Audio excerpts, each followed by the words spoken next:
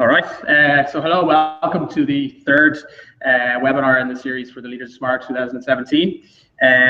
We are joined today by Naomi from Connect the Dots, 2016 finalist and co-founder of Connect the Dots, and also Peter Nagel on the line from Bitcove, who's based down in Cork at the moment.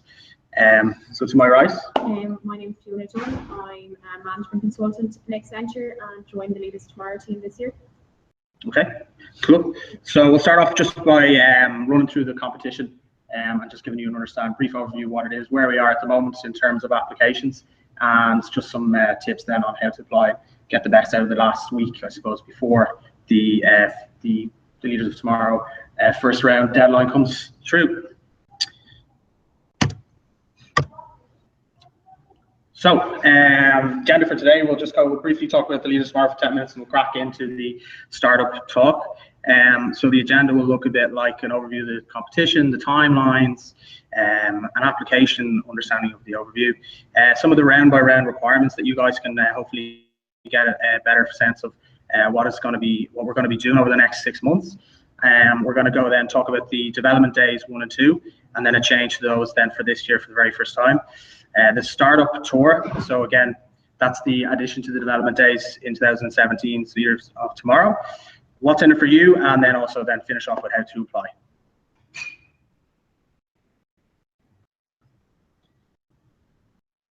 All right, so overview of the competition. So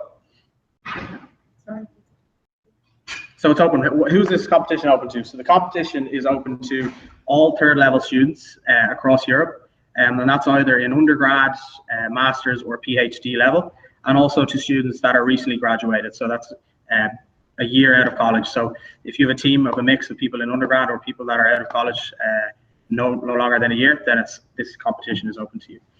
We're in our 10th year this year. And the competition then, what do we kind of do over the 5 months, 6 months of the competition? So we prepare contestants through a series of development days, a series of rounds, where you get the opportunity to pitch to Accenture leadership, to startup leadership in Dublin, and then on the final stage, then there is a pitch to it's a Dragon's Den style pitch, where you come into the Accenture head offices here in Dublin, and then you pitch your final presentation to the leadership here. So past years we've had leadership from LinkedIn, from Facebook, we've had the Irish Times editor here, we've had the country managing director from Accenture here. So it's a very established judging panel and a great opportunity to not only pitch your idea, but also to get feedback on your idea from this established panel. So the competition timeline. So right now we're about a week away from the deadline for the first round. That's going to happen on the 4th of December. So 29th of November, about a week and a bit away. After that, then we're going to take about a month to decide who's going to get through to the second round. The second round will begin on the 13th of January 2017, or I suppose that's the deadline. What we look for there is, let's say, a more developed understanding of your business, something that elaborates from your original application in the first round. And I suppose that's it. Second round, we get into the last 18. So what happens then is we do a meet and greet in the head offices here in Accenture in Dublin, where you're kind of offered the opportunity to pitch again to, let's say, a smaller panel of judges to try and get through to the last round. And the last round then, it's going to happen around the end of March. And again, as I said, pitching to a judging panel of leaders in Dublin, leaders from startups, from companies around Dublin, and also just a great opportunity overall for feedback, and then obviously to try and win the competition itself. The development days then happen mid-March, so typically around, let's say, the 15th or the 12th of March in 2017.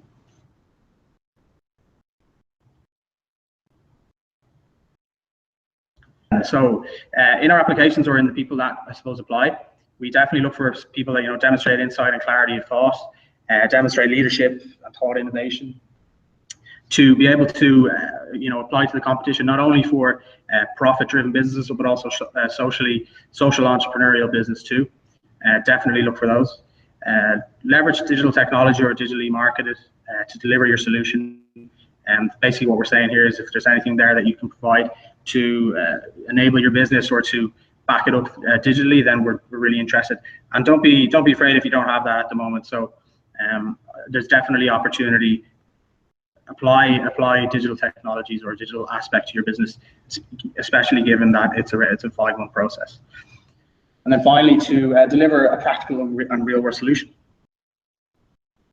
So what's in it for you?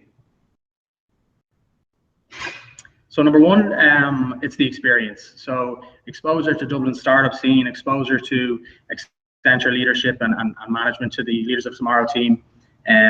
Really, that's the main benefit from the competition. Whether or not you make it to the final or even get an opportunity to go on and win it, you get a really great opportunity, especially because we target or we look for people that are just coming out of college. So this is a great stepping stone or a great first step into that environment to try and get your name out there and to meet people that can really help with your startup, with your idea, and getting feedback.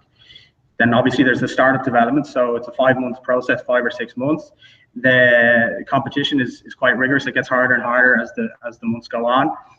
You get the opportunity to get feedback, to do development days with specialists in their area, whether it be presentations, whether it be business model canvas, whether it be, let's say, marketing or getting funding.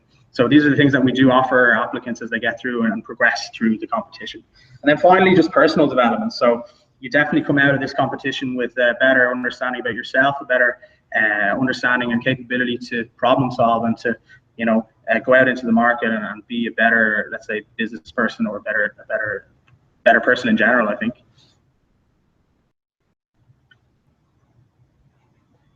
So the development days, as I said, they happen around mid-March. They'll be happening mid-March 2017.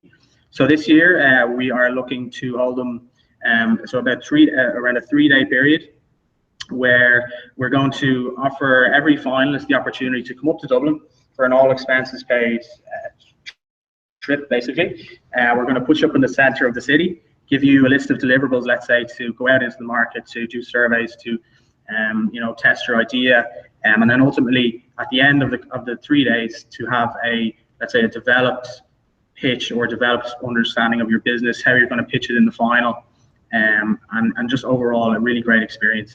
Other than that, you're going to get an opportunity to meet your finalist group for the first time, which is always fun.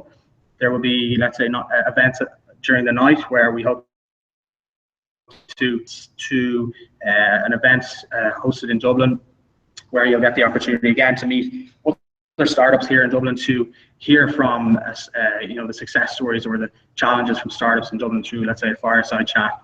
And just overall, it's going to be a fun and, let's say, a good time.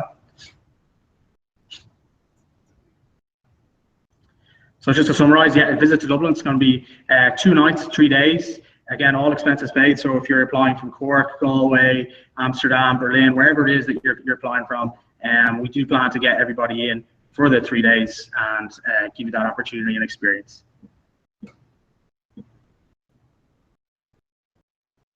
So the prizes. So this year, it's I think there's like a really cool addition to the prizes this year. Not only has it been really good over the last few years, with the introduction of the NDRC's Launchpad program, with the experience trips that we do in New York to the Accenture Innovation Centers, and also the opportunity again to intern at Accenture for 6 months after the NDRC experience. So before, the prize is great in my opinion. Now it's going to be supplemented with a €5,000 boost fund. So that essentially means what we're trying to do is to try and give the winner of the competition this year the best chance they can straight after they win to really bring their business to fruition and kind of go on to the NDRC Launchpad with that kind of capital in place to try and help with the success of the business. Other experiences then, the innovation experience. So what that is, again, it's an all expenses paid experience to New York. Last year, the guys went to the groupies team went to San Francisco as well. They really got a good opportunity to network, to visit Silicon Valley, to meet investors, to meet startups out there, and also then in New York again to go to the Innovation Center, the Accenture Innovation Center, and meet again potential investors. And this year then the winner from this year, Vincent Ford from Gascon, is going to be going to New York, and he's got also lined up investor meetings as well. So really great opportunity, this innovation experience, to go to the United States and and really try and kind of test your idea and validate your idea, and hopefully get potential investment too. And then the mentorship finally as well. So obviously the Leaders of Tomorrow team, we work really, really hard to bring you guys through the competition, to try and help you as much as possible, as well as our day jobs, let's say. So really passionate about this, and the mentorship you get is great.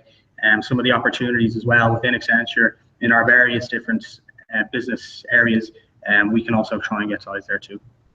So the application, so we're on the 29th of November, about a week to go before the applications close this year. So I would really, really encourage anyone that's on the call, or if there's any viewers after the call on YouTube or on Facebook or wherever it is you're watching, do log on to accenture.com/LOT. Have a look. There's more information there apart from what we were talking about today. Really just give it a go. So the application itself isn't that complicated right now. I would definitely encourage anyone that's applying to submit a video alongside their application. We really love seeing the videos come in. It gives us a great sense of the person as well as the idea. And again, looking for nothing major. So just get your smartphone out, take a quick 2-minute video, give us an understanding of the problem you're trying to solve, the solution that you're trying to bring forward to the competition, and then a bit about yourself and then about the team. So that will really supplement the application. If you want to reach out to us, do reach out to us at leadersoftomorrow@accenture.com. We'll be available anytime to answer your questions about our application, about the prizes, about let's say if you're applying in from Europe, if you want to talk about maybe a bit of travel, or what are the different, let's say, the different aspects to the competition from Europe. We're always willing to have a chat. So that's leadersoftomorrow@accenture.com.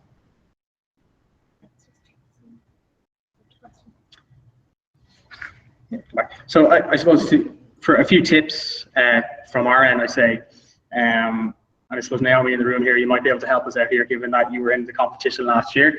So a lot of people look in, and Peter as well, actually, I'll kind of bring you in here at this point. So Peter and Naomi, so what would your tips be? So let's say I'm just thinking of applying, maybe, I've already put in, half an application on the Platform Avenue tool. What would you say to people thinking about applying, or maybe they have a few concerns about that?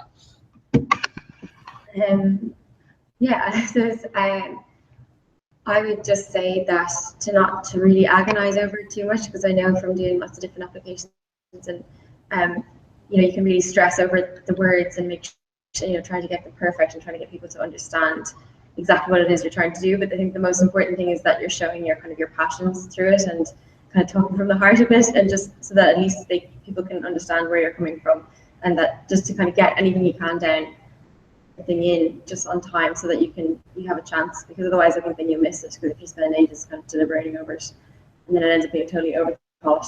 But I suppose we were at the advantage of Marissa having gone to the female event last year and pitched on the night, and so we kind of got to skip through that round. So maybe co-founder. Marissa is the co-founder of Connect the Dots. Yeah. Yeah. Okay. Peter, any advice, any tips for the guys on the call or anyone listening after?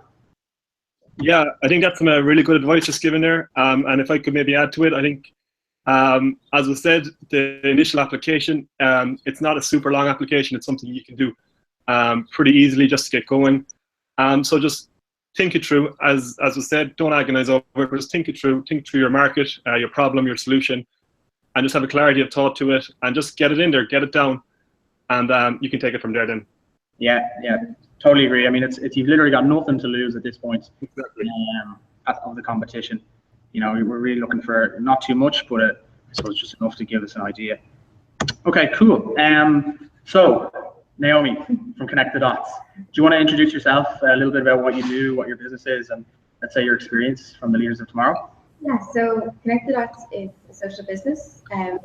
We are an events company that with a bit of a difference. So we co-create our events with attendees before, during, and after, and we always do them around kind of meaningful topics or issues, and they can be anything from sustainability in cities to female entrepreneurship to crisis to really anything at all that's pertinent or very topical at the moment. And it's all about getting diverse voices together around a table or in a room to kind of brainstorm or come up with solutions or ideas and network. And it's really about kind of harnessing the power of events as we see it and how that can change or impact our daily lives. And so I suppose we were kind of coming into the competition not really sure whether we were really the right type of business, I suppose. So I suppose like I could maybe come from the point of view, maybe other people can resonate with this, of being very passionate about the vision and the social impact of the business, and not really knowing whether it fits in with the kind of normal corporate world. And I think that it was really important getting involved in the competition because it kind of opened up our eyes to all that, and that it's really important to take advantage of all of those opportunities that are out there, even if it seems like it's not particularly speaking to you. It's just about kind of trying to leverage those things. Brilliant. And that's something that we're really looking for this year in terms of like social entrepreneurship. So how did you find, say, throughout the competition, did the business change in any way, or like did you kind of how did the development days shape the business as you were moving through? Yeah. So God, like it changed so much, I think, throughout the whole process. Our initial idea, and I think maybe because how we got into it was we were full of passion of what we were doing, and we were looking mainly at vacant space in the city. So that was our first topic, I suppose, like our social issue. Yeah. And that kind of confused people, and we realized we were trying to apply our model or our method to other things. And so we were really confusing everyone in Accenture, I think, in the beginning, and they really kind of got us to focus and hone in on what exactly our kind of value proposition was. And it was really good to have a whole set of ears of people that are not at all in our kind of sphere or within the kind of industry that we were working in to kind of go, what are you talking about? And kind of really question all these things that we were kind of assuming that people would understand about us. So it was really good. And they also kind of gave us a lot of the language we needed to operate in the kind of corporate world, and to kind of to almost like translate the language we were using into another area, or into kind of more business worlds. And I think throughout, like, we learned so much. It was a really intense experience. It was really intense for the time where we were doing a lot of work on the business plan and all this, and going into NDRC, and meeting all these great people, really great mentors that we subsequently kept in touch with, and to have a good relationship with even now. So it was really important for the connections as well, which is kind of a huge part of it, I think. Brilliant. And I suppose Connect the Dots now is in a great position in that you're starting to work on it full time versus going to join you soon. I suppose looking forward, kind of what are the next plans for Connect the Dots, and have you found Ireland's been a good test bed for Connect the Dots for your market research? How have you found that side of things? So the first question, two in there. It's not too long. So in terms of Ireland being a good launchpad, I remember the director of Accenture, I can't remember his name now, in Ireland, he gave us a kind of little talk at the beginning of the whole experience and the whole competition. And he kind of was talking about the system of Ireland, kind of, especially within Dublin as well. It's just this very small, intimate kind of little ecosystem really that we have, that is actually kind of ideal for testing out things.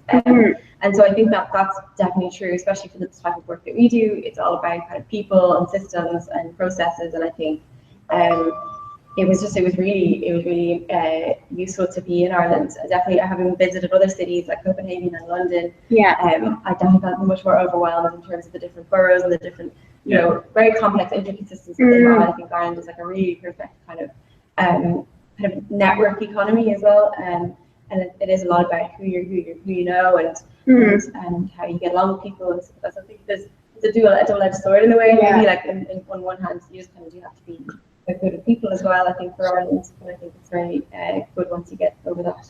Brilliant. And now going forward, I suppose key thing would be for Connect the Dots, things like funding, the ecosystem here in Ireland. Do you think like there's many opportunities for potential entrepreneurs growing their business and even moving outside Ireland in terms of scalability? In terms of scalability, do you think it's somewhere Ireland, like where you can move your business once you form it here? Do you think the network and the ecosystem enables you to grow a business in that way? Yeah, I think so. I mean, I think like we're definitely at the stage where we're still trying to establish our firm kind of client base here, and we're kind of growing bit by bit. And I think like we're definitely not at the stage where we're ready to totally export ourselves, but I can definitely see that happening, especially because my partner in this, Marissa is American, so that's obviously where we see things going. If it's going to expand somewhere, it's going to go there. And obviously, when we're applying for other things, they always want you to see how you can relate to other cities and other cultures and other ways of doing things. So that's kind of always what we're working on in the background, is how do we apply to another country. Yeah, so I think it's really good. Brilliant. And I suppose, kind of, have you any key learnings from the competition itself, or anything that you would say to people on the phone who might be hesitating about putting an entry in? Yeah, I think like the big thing is, like, I definitely didn't even think of myself as an entrepreneur for ages. Like, so I think there's a big thing around language and the types of words that we use to describe ourselves. And like, I don't think, and maybe there's people that would feel the same way, where they've got an idea and they're kind of chipping away at it, and they don't even realize what they're doing fully until somebody kind of tells them you're an entrepreneur. Yeah. So I think that like that's a really important thing, is to not get put off by words, or like things being kind of marketed or the way it looks to you, and maybe you don't feel like it's actually speaking to you. I think the big key thing is asking yourself, is this problem you're trying to tackle really important and worth it to kind of go on in? And if so, then you kind of have to stop being so selfish and hide it from hiding from yourself. You know, you need to go and reach out and share this idea that you have, and share this valuable thing potentially that you have, with the world and with whoever can help you with that. So you've had a few recent successes, let's say, in some of the work you've been doing, and one of them is something that I'm really interested in. I suppose we're really interested in here at Leaders Tomorrow, was through the We Can event that we had with Accenture. I suppose, can you talk a bit more about that? You know, what your involvement was there, and you know, what would be, let's say, your opinion on what we're trying to do through the We Can event for female founders here in Ireland? Yeah, so we got involved basically to help kind of collaborate with Accenture on this event, which they had last year as well. I think they've had previous years as well, where it focuses just on kind of female entrepreneurship, to help them kind of lead into this competition as well, because obviously it's kind of, again, going back to my point about language and words, that I feel like maybe women aren't going to the normal kind of entrepreneur events because maybe for some reason they're just not feeling like it's resonating with them. So we kind of came on board for a few reasons, I suppose, maybe to help deliver this event, but also kind of our pre-engagement kind of plan is really to get to know the people that we're bringing into the room together.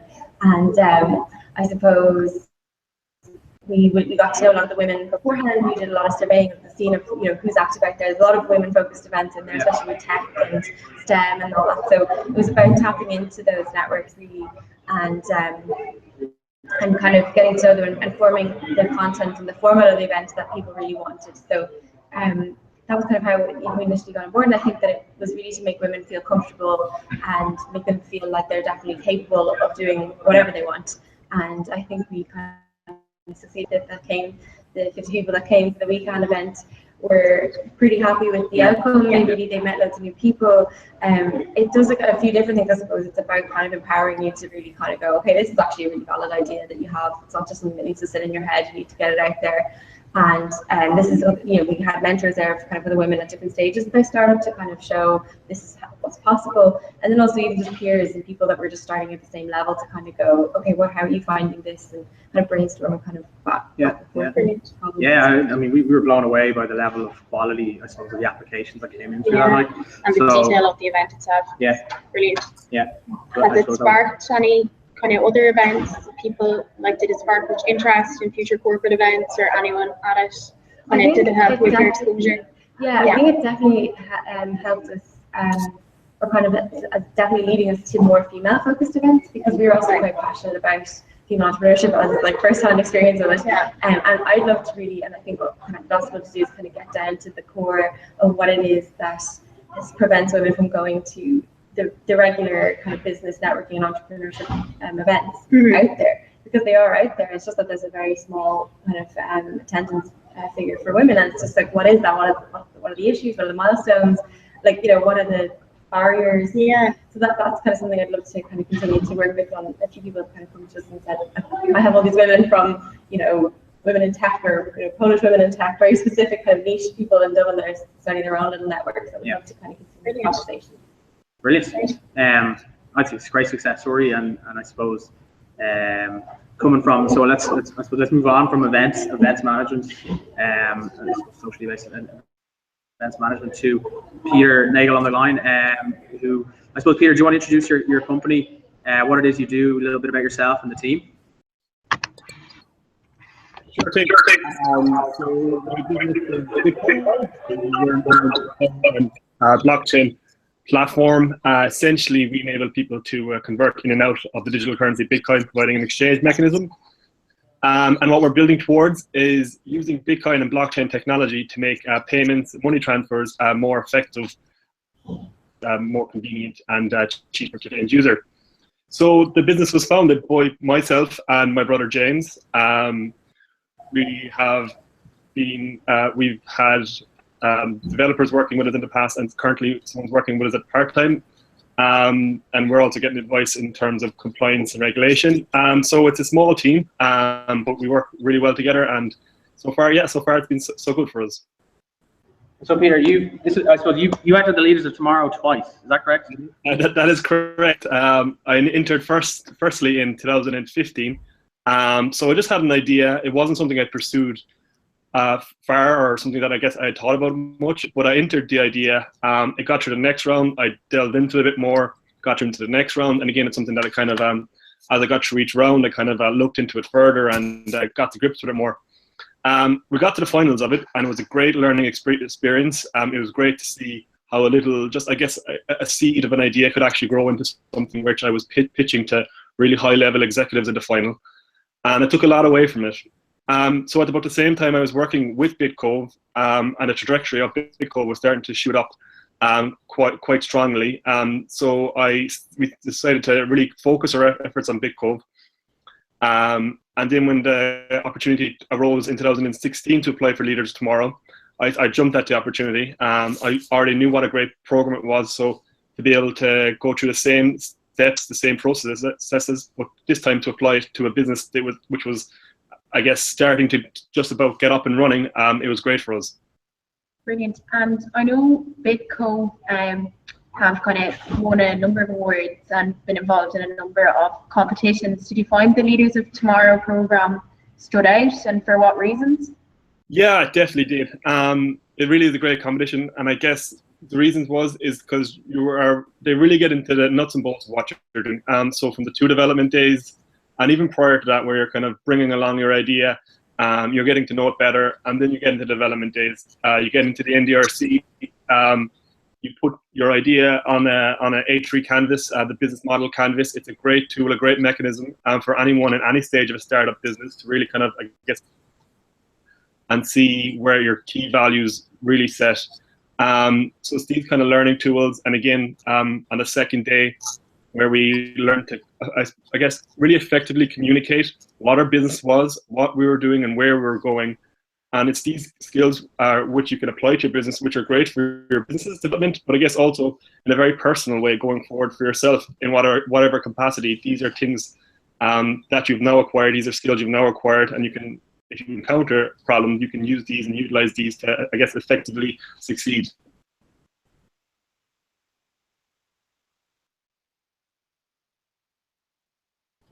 So Peter, something we always like to talk about, and it's something that Ireland has, actually, let's say, boasts for itself, is a market that's, people say it's English speaking, it's Western, it kind of mimics some of the bigger obvious markets, the UK and the US, and then let's say European markets. What was your experience, or what is your experience, let's say, growing a company in Ireland, using the Irish market as a test, and then kind of expanding out? Can you talk a little bit about that? Yeah, so I guess the Irish market, it is a smaller market than we see some of the larger UK markets, the larger American market. But with that, it gives you a very good test bed that you can actually fine tune your product. You can really get to grips with your customers. I guess one of the great things about Irish markets as well is you get in contact with a lot of people. There's a lot of resources out there that will give you the opportunity to actually put your product, your beta, your alpha, and get a better knowledge of it. Ireland, for my product as a whole, so we're working, I guess, with, as I already mentioned, Bitcoin and blockchain. Ireland as a whole as well, in terms of people are very open to trying new things. People are open to trying new technologies, and generally the technical knowledge of people, just on a day-to-day basis, would be actually a little bit higher than maybe in some other countries across Europe or the world. So again, it gives you a great launch pad for your platform, where it mightn't be as, I guess, round the edge, or it mightn't be as perfect or as streamlined as you might like it to be yet. But you can launch it, you can get feedback, you can improve upon it, and you can launch it fully again. And by the time you acquire a strong customer base in Ireland, your product should be ready and capable of scaling abroad. Yeah, absolutely. So let's move on towards, so Bitcove is it's a financial, let's say it's in the financial industry, where, you know, some people might look at it, there's probably regulation, there's probably challenges that might not exist for some startups, would also be, let's say, mirrored for a lot of other startups, let's say in health tech or in other areas where there's a bit of regulation. So I know you guys have experience around that, and you're actively managing, addressing that issue. So what would be, let's say, your tips for somebody that's applying, that maybe has an idea, but perhaps might see challenges down the road that will come up in regulation, or let's say trying to adhere to some certain rules and regulations?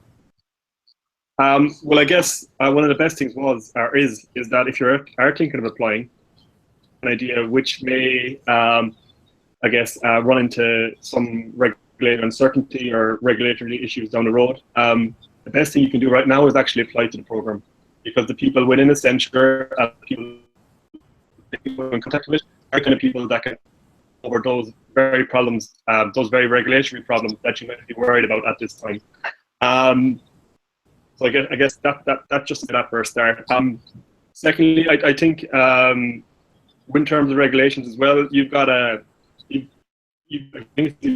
you're in a business and you've got 101 things to work on, and it's something you can kind of under the carpet pretty easily. So it's something you've got to keep yourself aware of. You've got to keep yourself abreast of. Just because the regulations are like they are now in 2016, it doesn't mean it's going to be the same. 70 regulations might come in place in 2017, 2018.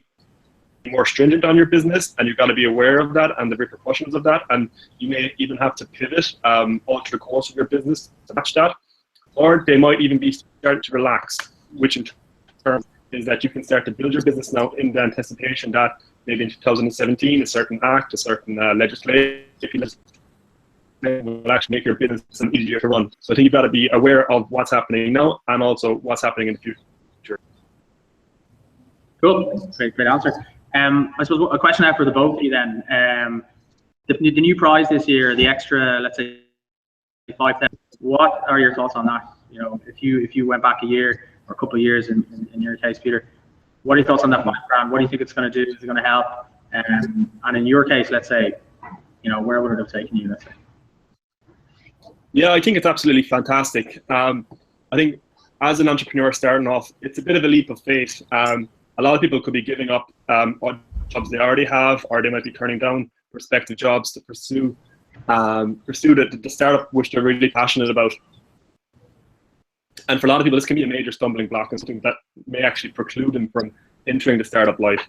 So by having this great prize on offer for the win this, it will give you an automatic, I guess, head start.